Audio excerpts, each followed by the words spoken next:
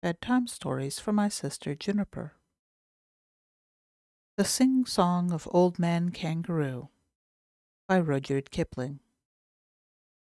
Not always was the kangaroo as now we do behold him, but a different animal with 4 short legs. He was gray and he was woolly, and his pride was inordinate.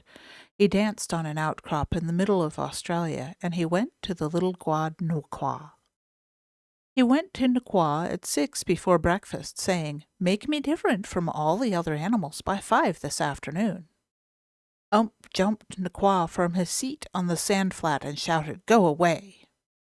He was gray and he was woolly, and his pride was inordinate. He danced on a rock ledge in the middle of Australia, and he went to the middle god Nquing. He went to Nquing at 8 after breakfast, saying, "Make me different from all other animals. Make me also wonderfully popular by 5 this afternoon." Up jumped Nquing from his burrow in the spinifex and shouted, "Go away!" He was gray and he was woolly, and his pride was inordinate. He danced on a sandbank in the middle of Australia, and he went to the big god Nquong. He went to Nquong at 10 before dinner time, saying, "Make me different from all other animals, make me popular and wonderfully run after by 5 this afternoon." Up jumped Nquong from his bath in the salt pound and shouted, "Yes, I will." Nquong called Dingo, "Yellow dog Dingo," always hungry, dusty in the sunshine, and showed him Kangaroo. Nquong said, "Dingo, wake up, Dingo. Do you see that gentleman dancing on an ash pit? He wants to be popular and very truly run after. Dingo, make him so."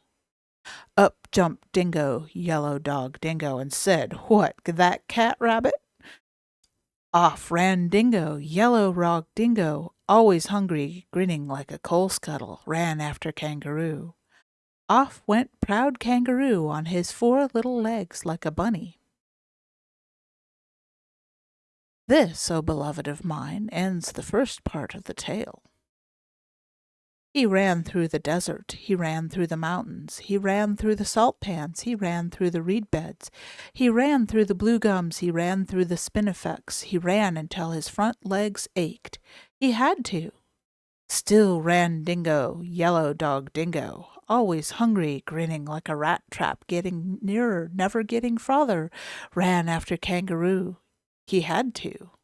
Still ran Kangaroo, Old Man Kangaroo. He ran through the ti trees, he ran through the mulga, he ran through the long grass, he ran through the short grass, he ran through the tropics of Capricorn and Cancer.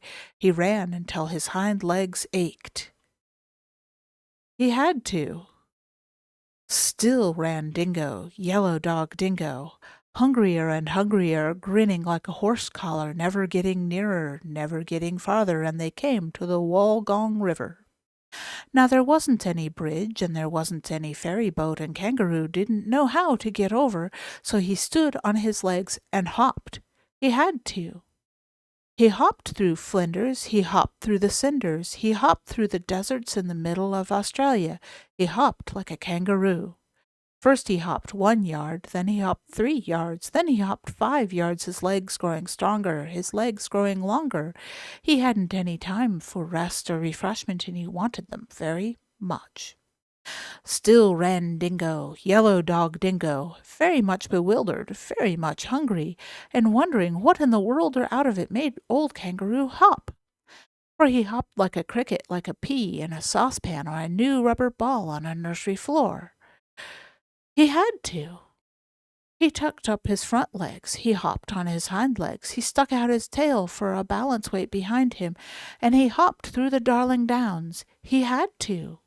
Still ran Dingo, tired dog Dingo, hungrier and hungrier, very much bewildered, and wondering when in the world or out of it would Old Man Kangaroo stop.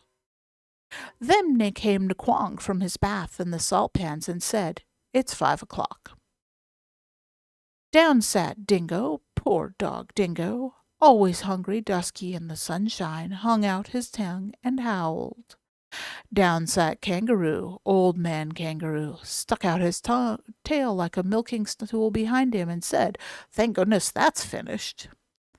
Then said Nquong, who was always a gentleman, Why aren't you grateful to Yellow Dog Dingo? Why don't you thank him for all he has done for you?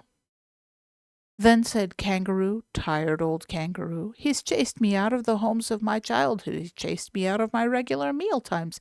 He's altered my shape so I'll never get it back, and he's played Old Scratch with my legs.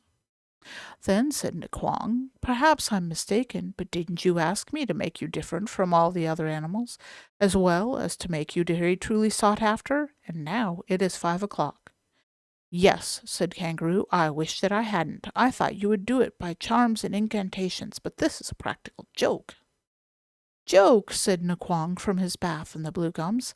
Sail that again, and I'll whistle up Dingo and wrung your hind legs off. No, said the Kangaroo, I apologize. Legs are legs, and you needn't alter 'em, so far as I'm concerned. I only meant to explain to your lordliness that I've had nothing to eat since this morning, and I'm very empty indeed. Yes, said Dingo, Yellow Dog Dingo, I am just in the same situation. I've made him different from all other animals, but what may I have for my tea? Then said Nquong from his bath in the salt pan, come and ask me about it tomorrow, because I'm going to wash. So they were left in the middle of Australia, Old Man Kangaroo and Yellow Dog Dingo, and each said, That's your fault. This is the mouth-filling song of the race that was run by a boomer, run in a single burst, only event of its kind, started by the big god Nquan from Warragawarragagaruma. Old Man Kangaroo first, Yellow Dog Dingo behind. Kangaroo bounded away, his back legs working like pistons, bounded from morning till dark, 25 feet to a bound. Yellow Dog Dingo lay like a yellow cloud in the distance, much too busy to bark. My, but they covered the ground. Nobody knows where they went, or followed the track that they flew in, for that continent hadn't been given a name. They ran 30 degrees from the Torres Straits to the Leeuwin. Look at the atlas, please. And they ran back as they came. Supposing you could trot from Adelaide to the Pacific for an afternoon's run, half what these gentlemen did, you would feel rather hot, but your legs would develop terrific. Yes, my importunate son, you'd be a marvelous kid.